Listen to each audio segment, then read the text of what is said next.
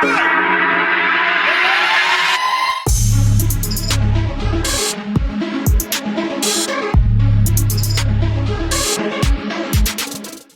guys, today's September the 21st of 2022, and I wanted to go over Intel, ticker symbol INTC.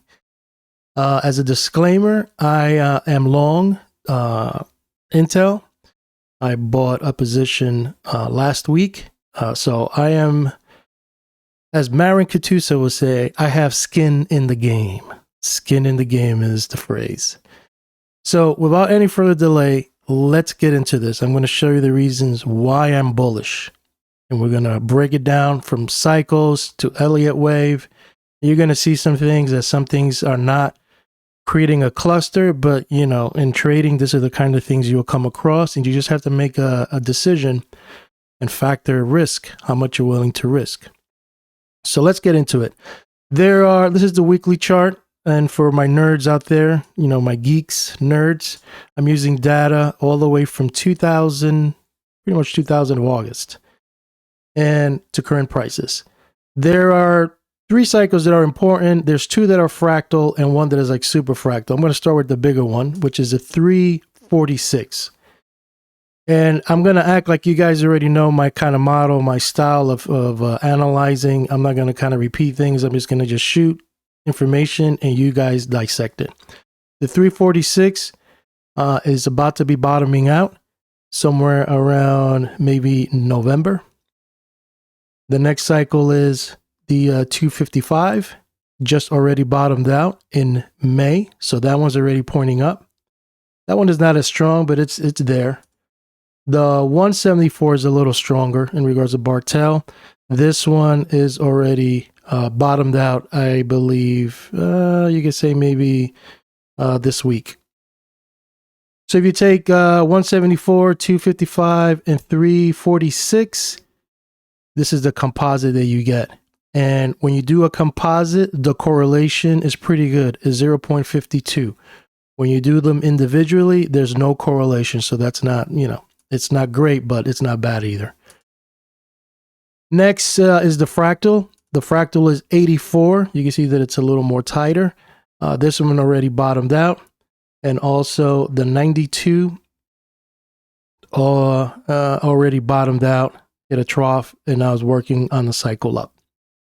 So those are the cycles. On the bottom one, you see this is the dominant cycle, which is 51. And the 51 is bottoming out this week or next week, but we're hitting a bottom here too. So those are the weekly cycles. Now we're going to jump into the daily cycle and see what the daily cycles are showing us there. Okay, so this is the daily chart, and I'm using data from May of 2016, the current prices right now. And there are 3 that are pretty strong. One is the 257, and you can see that the 257, we're going to bottom out. We'll hit a trough around September 30th. The next one is the 163. The 163 will hit a trough somewhere around October, maybe the first week of October.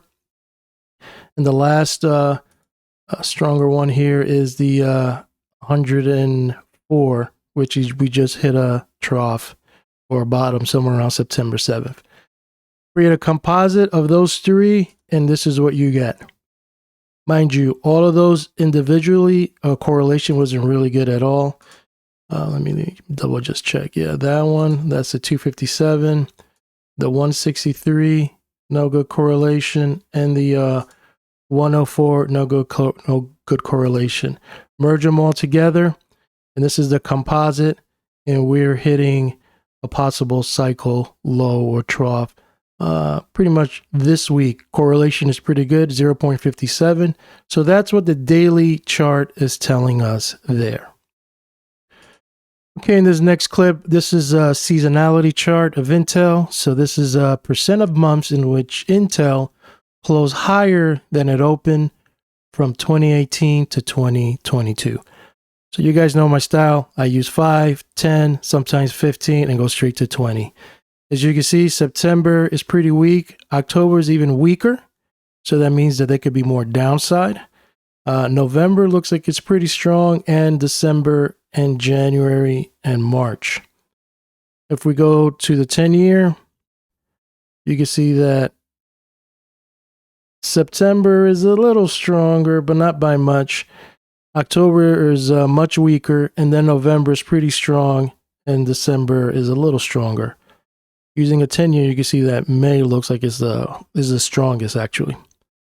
And then let's go straight to the 20-year. You can see that then it's just kind of flat.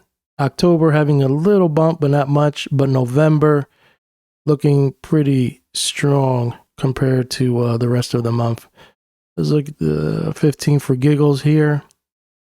And yeah, November. So pretty much November is like the strongest one in regards to seasonality. Okay, let's jump into some current events and what's going on. Chinese invasion of Taiwan could undermine global semiconductor market. This is an article on Newsweek that you could check out and read. Company TSMC. I'm just going to read you something here really interesting.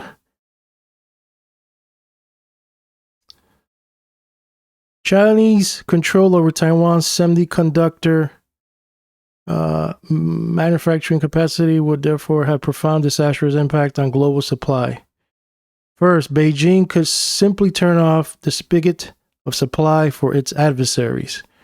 We have already seen a preview of what that could look like when in 2021 Taiwan suffered a severe drought. Chip manufacturing is a water-intensive process. So in other words, not if, but when China invades Taiwan, the semiconductor market could be under real pressure. And that could be a catalyst for higher prices. And Intel, from what I've seen, is the underdog, the most, I guess you could say the most hated, semiconductor stock that's out there. So I like to buy stuff when it's hated, but I like to buy stuff when everything is kind of building up for a catalyst that could be a possible, using probability, that could be a turning point very soon. But this could be a catalyst if this happens, which hopefully it doesn't. But if it does, things could get really ugly really quick. Next clip, I want to show you Intel invests in Ohio. They're building a $20 billion chip factory in Licking County in Ohio. This happened around September 9th. So Intel's groundbreaking ceremony. Here's a picture of all the Intel gangsters here breaking ground. There's some pictures here. You can see President Biden with the pat showing him the outlay, the land, and different people talking, the president talking, hugs and kisses and all that stuff. So this is very bullish. They're already preparing for the worst case scenario when China attacks Taiwan. If they shut down all the chips, and they're gonna play the game of not letting the chips out to anyone. Then we have to make our own chips here. So we're trying to get a head start on that. So that's a bullish catalyst for me to start getting in regards Intel. Okay, insider trading. Who's buying? You can see that Pat is buying. David, Pat again is buying.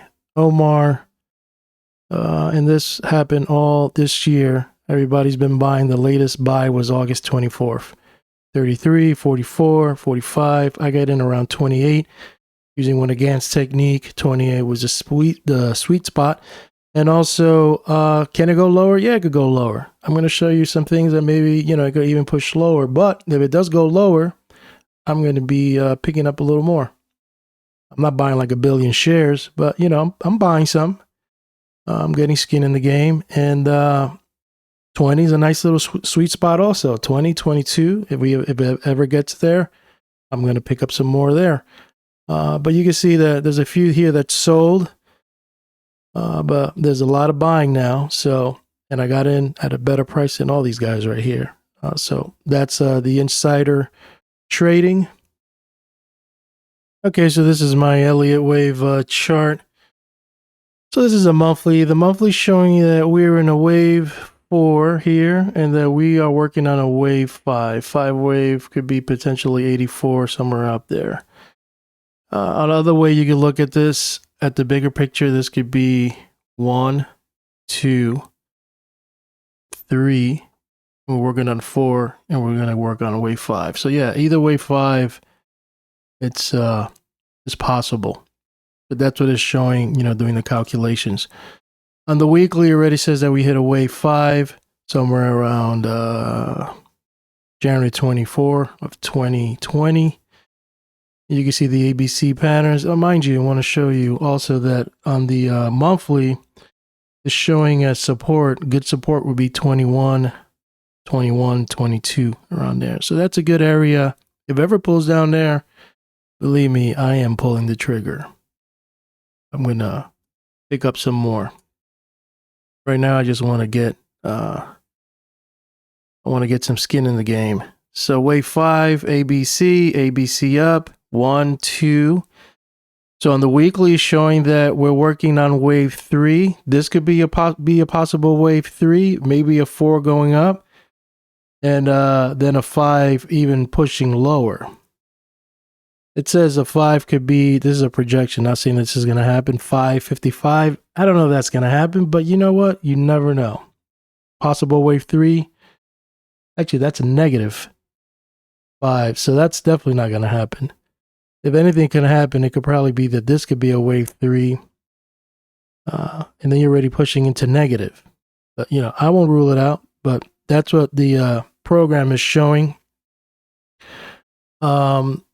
Can this be an ABC? It could be an ABC, and then we could continue going up. But, that's what it's saying in regards to Elliott Wave. On the daily, you can see that it's showing that this is working on a wave 5.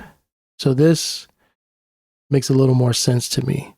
Possible wave 5 could be that 24, so it could push even lower. Now, we go back to the weekly, and we put Fibonacci extensions. From that high, this one pulls down up here. You can see that we broke the 100, and now the 61.8 is at 2690 in regards to the Fibonacci extension. So we're close. If it's going to even push lower, that could be a possible target, and even around the 21 and 22. Another possible target, which I have here, is also this area right here, anywhere from 24 all the way to 27. You're already there. In regards to timing, keep an eye on October the 21st, right there. And let's see, anything else? I think that's it. So that's it in regards to Elliott Wave. You can see that the linear regression channels are pointing down. Full of all the moving averages. There's nothing really positive here. So even if it was to do, this is wave 3, it'll be 4, maybe it'll go straight down to 22, and then, probably reverse. But at the same token, I showed you all the cycles that are bottoming out. So it's a tug of war. This is what I wanted to show you. Sometimes things are not gonna, unless this Elliott wave count is wrong, that could be possible too. Sometimes things are not gonna line up perfectly. So I'm taking a risk, just kind of going by the cycles, because I relate more to the cycles. I just like to use the Elliott wave just to see what the Elliott wave guys are seeing, and looking at the counts and all that, and just deepening my research with the Elliott wave. But I'm leaning more with the cycle, and I'm definitely leaning more with the weekly cycle. So let's go to the next clip and see what the chart is telling us there. So this is my master chart. I might do one more clip out of this, but just want to kind of show you what I'm seeing. So I have data all the way going to 1980. You can see that this is a nice little beautiful chart. And it hits a peak, it pulls back down, it goes up, and now it's pulling back down. First thing I like to do is add a pitchfork. I kind of want to see geometrically what's going on. And this right here is the lowest point that prices have gone in its history. It was 1982. So I take the peak high, peak low, and you can see that once it broke that angle, it got really, really ugly really fast. There is some kind of support coming in here, which is at 2803. Another reason why, I think there's going to be a good support there. You can see where it peaks and it fails and it finds resistance there. Then it kind of sticks its head out and then pulls back in. I feel like this area is going to be where it could chop around for a while or maybe just find support and bounce. The next thing I like to do is also do a pitchfork from the top going down. And you can see that there is a support coming in here around 2641. So even if it pushes lower, there's some levels that you could keep an eye out. And then the medium of the Andrews pitchfork. In regards to Fibonacci, from the lowest point of the chart to the highest point, you can see already that we're at the 61.8, which is 2910. And we're kind of dancing around that level. Buyers and sellers are just going back and forth. So that's a good area. Worst case scenario, does it push lower? Yeah, it could push lower. Can it test 76.4? Yeah, 1807. Yeah, and I'll be buying there too if it ever gets down there. Next thing will be with fibs. I like doing 3 points. I like taking from the low to the high, the extreme high to the what I call inside the range. And here you can see that the 23.6%, which is at 2711, is coming up right here. So even if it fluctuates and capitulates and pulls and screams, there is some key levels around here that you want to keep your eye on. And then the last one in regards to Fibo, I like to do then the low here, and this is what I call kind of like pretty much squaring the range a little bit, but using Fib levels. And you can see that right here we're hitting a Fib in regards to time. The 123.6 hits at 9:13. I don't really give it a lot of weight, this kind of technique, but it's always good to know and see. It hits this week. And if it's going to push lower, you see the 76.4 is 25.57. So there's different levels from different swing points, kind of all floating around below 28.42. Let's see, regards to trend lines, these are the trend lines I put. And then let's do the, I'm not going to do the RSI. Let's go into the annual cycle, which is a solar cycle. So this one, we just got to kind of zoom in and see what it is saying. We got to really zoom in. In regards to the solar cycle, it says that in the annual solar cycle, it says that there's a potential possible bottom coming in towards the end of the month of September, right before October, somewhere around there. Will that happen? We don't know. That remains to be seen.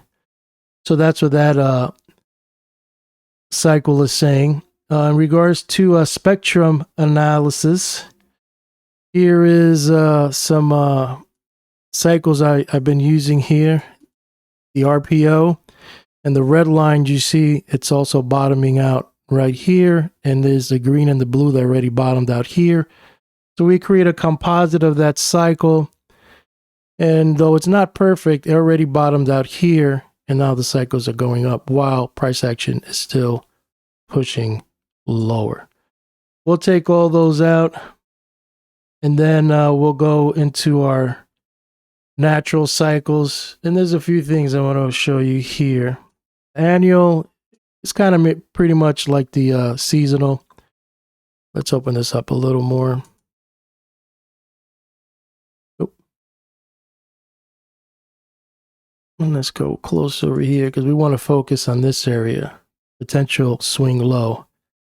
This one's saying somewhere around October. So pretty much the last week, first week of October, annual cycle. Now the annual and the decimal already bottomed out here around June. And then there's this other lower swing low. And then it goes up and then it hits a peak somewhere around January. Using the 10-year, you can see the 10-year bottoms out. One against technique, around November the 21st of 2022, and then it kind of trends higher.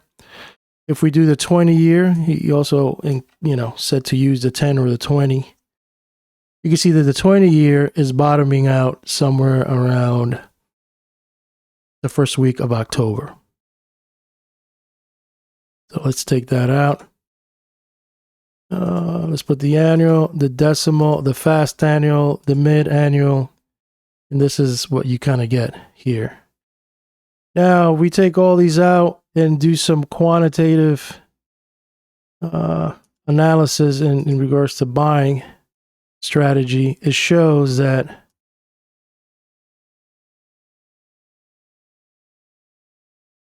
it could push lower all the way to the first week of October, which makes sense. And then there could be a buying opportunity somewhere around October the 26th.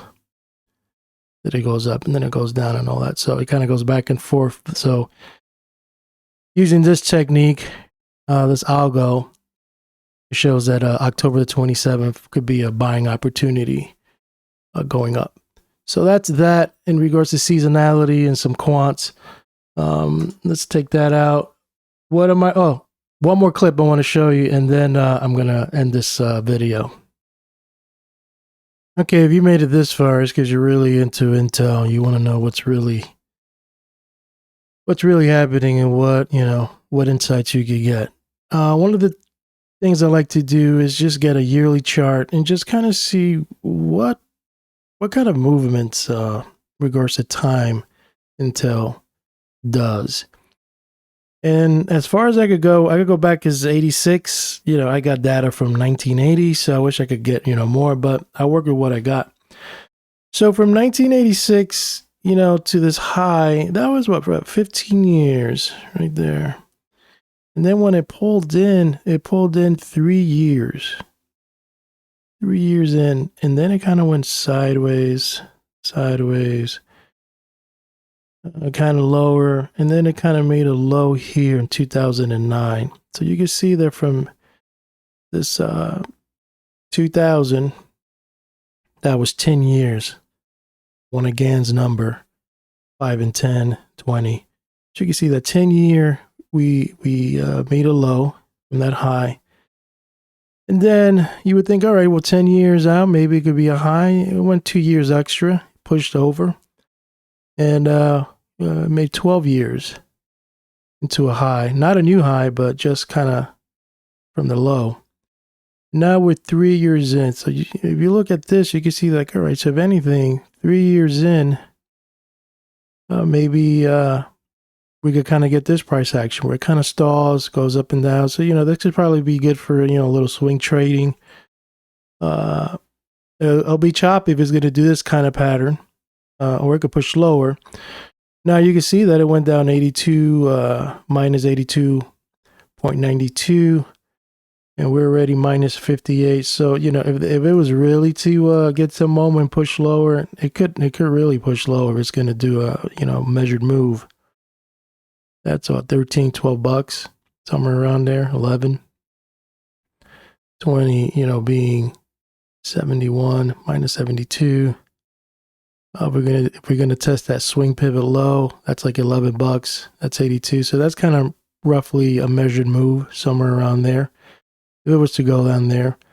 But in regards to time, not just, percentages that move down, we're already 3 years in there. So it'll be interesting to see how this is all going to play. But that's one chart I wanted to show you. Next chart I wanted to show you here is what I call my simple glance. The weekly chart, I had to go 15 years back to get the point of control, which is 21.33. So yeah, so if you've been hearing 21, 20, 20 bucks, that's the point of control. Value area low will be 12.35. On the Tom D mark, we have a ninth candle indicator there. We haven't had a MACD positive yet. Last week's volume was very negative. On the daily, you can see that we already hit a 13. We hit a ninth here and got a nice little pop, but failed.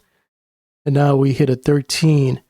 There's like a little cluster building here. And the value area low right now, using 1 month, will be somewhere around here. But I had to use 3 months just to get a little more data. The MACD is positive. volume is kind of choppy. You can see that on the 16th, it was positive, but kind of weak now. But you can see that it's just very bearish, short term and midterm. Next chart I want to show you, this is what I call the squeeze play. So this is the monthly. You can see that we're below all the moving averages. The low right now we have is 28.42. And we had a squeeze place and it got triggered in June, and it's just been pushing lower all the way down. The weekly, you see the 9th, Tom DeMark candle. Daily, you see the 13th. And then on the 12-hour, you can see that now we're like in a little sideways pattern. So it's like sellers are coming in at 29.50 and buyers are coming in, well, came in at 28.43. And we have a failed new low right here at 28.7. And we're just kind of going sideways here.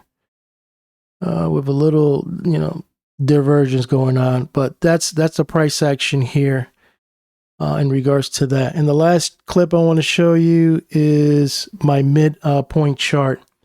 As you can see on the previous day range, we're green. We're above the 50%, which is at 28.94. We're just kind of chopping around here. On the weekly, we're still negative. We got to at least close above 30.16. And on the monthly, we're negative because we got to at least get above 34.69, and we're very far, but we're at a support from a monthly point of view in regards to the eighths. So we're finding some support right here and just kind of going sideways. You can see that we just showed you right here. This purple line, we're just kind of fluctuating here. And on the yearly, we're very negative because the previous 50% is at 58.18, and we're way below it. And we also extended way below it also because it was 37.56. But if you look from the previous 1/8 extension, you can see that that's 30.83. So what are my thoughts? Well, can it go lower? Yes, it can go lower. And I will be buying some more at other key levels in price. And the weekly cycles are up. Does it mean that it's going to go straight up like a rocket? No. We have to wait for higher highs and higher lows and wait for Intel to confirm that. But I see a lot of things that could build up in regards to catalysts to make this thing go higher. But it's my opinions, my thoughts is what I see in the chart. I haven't done any of the other GAN techniques. I'm just taking it one step at a time.